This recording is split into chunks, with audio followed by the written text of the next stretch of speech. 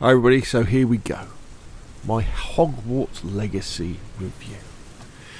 Now hopefully what I'm about to say will ring true with people of a certain age, and even with people who aren't aware of Legend of Zelda Ocarina of Time. You'll kind of have an idea that how important it was when it came out on the N64 all those years ago. And Ocarina of Time was this three-dimensional version of Zelda, open world RPG, that blew our socks off at the time. It was absolutely amazing. It's one of the best games of all time for many people, and that's how Hogwarts Legacy feels to me.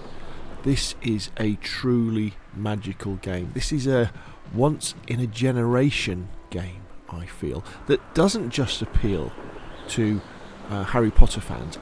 Although if you are a Harry Potter fan, you shouldn't even be watching this video. You should have already bought the game and you should be playing it because it is that good.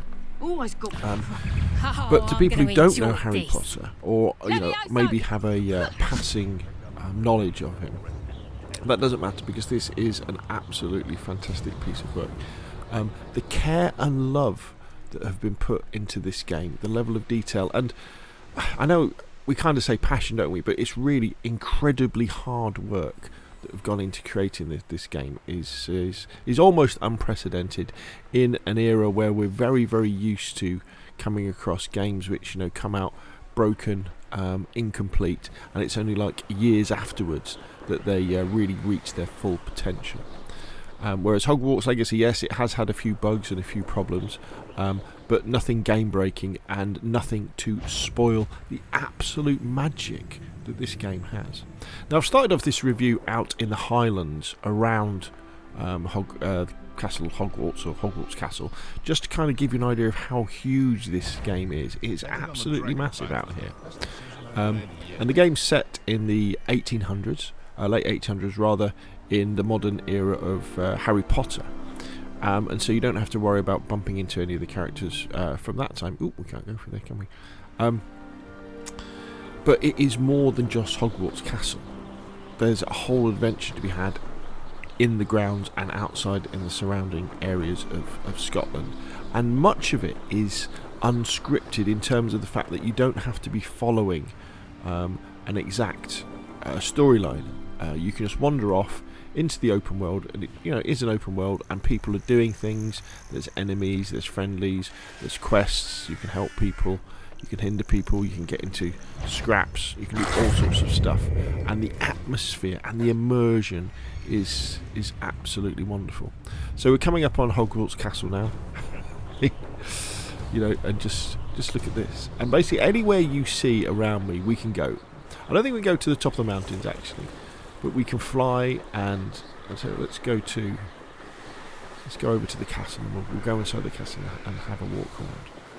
But yeah, this game is, I think, at least as good as Ocarina of Time.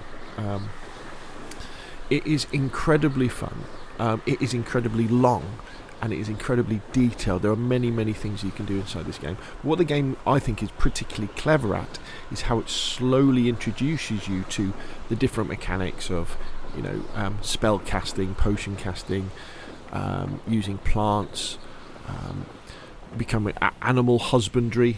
Look, this is the Quidditch field we're coming up to now. So you can go out and collect plants. There's mounts to be had that you can fly around on. There's the entire lore of the books and the films to kind of discover, and it's not all in your face. You can spend as much or as little time as you like looking at all the small details. But if you do look at the details, you are definitely rewarded with some almost tear-breaking moments. I would say if you're familiar with the films and the books, there's certain points when you'll see certain views or certain vistas, and you'll be like, wow, this is everything I ever wanted in a video game that had anything to do with Harry Potter. And as you can see, the actual detail is absolutely fantastic. So, should you buy it? do you need to be a certain type of gamer to enjoy this game? And I would say no. I mean, if you'd asked me probably a couple of months ago before I'd seen any of the footage from Hogwarts Legacy, would you buy and would you play a Harry Potter video game? I would be like, no. I'm into my first and third person shooters, I'm into my survival games, I'm into my simulators. I kind of abandoned video games, but this has definitely brought me back in, and I think if you're a fan of video games, this is an amazing experience to have. And I would say something that Angry Centaur said on his podcast, where this isn't a game to buy to beat it. You don't need to beat this game. You want to buy it and you want to experience the world and the adventures that you will have, and you don't want them to be over. In fact, there is at the end you don't... Hello, what's he doing? Oops! Did peas make you jump? Dear me. You don't have to, the game doesn't end. You can carry on wandering around and doing your stuff and finishing the many side quests and mini missions and all the other stuff that's included in the game, because it is such a pleasure. In fact, most of the best missions, I think, are probably the ones that are away from... Spare a moment? I could use your help. Away from the main missions. One criticism maybe would be that it gets a little bit wordy when you're learning about what you're going to do. There's quite a bit of talking that goes back and forth between you and the people who are giving you the missions. But, it's well written, and the voice acting is good. You could argue that some of the combat can be a little bit repetitive, but I guess only if you allow it to, because although you are a wizard, it's not melee combat. It's more like gun combat.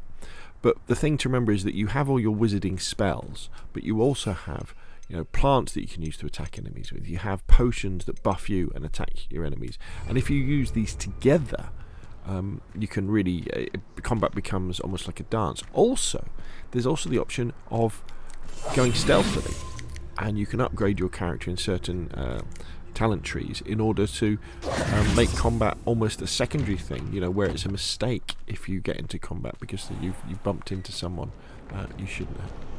So I don't really want to say any more.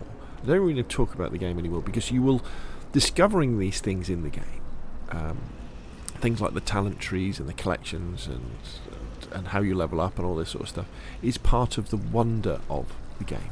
And also, I don't want to go to too many places as well, because discovering places like this, like the Great Hole, for the first time is a magical experience. And I would also say, if you're thinking about getting the game, don't watch too many videos by other people. Don't let them spoil some of the things that happen. You want that surprise of when different things are happening in the game. You want that almost level of childish wonder that happens. And I know me, for example, as well, one thing I'm keen to do now is to re-watch all of the Harry Potter films, and also watch the new ones as well, the Magical Beasts and Where to Find Them, because I haven't watched any of those at all, because this really is absolutely fantastic world, and so much love, care, attention and sheer hard work and determination has gone in to producing Hogwarts Legacy, to be what I think is probably top 5 single player games of all time, and it is as good as, and if not better than, something like a Legend of Zelda Ocarina of Time. Anyway, that's enough from me. What do you think? Put your questions and comments down below. If you've enjoyed the video, hit like. If you want to see more of the same, press subscribe, and I will of course see you again soon. Lumos.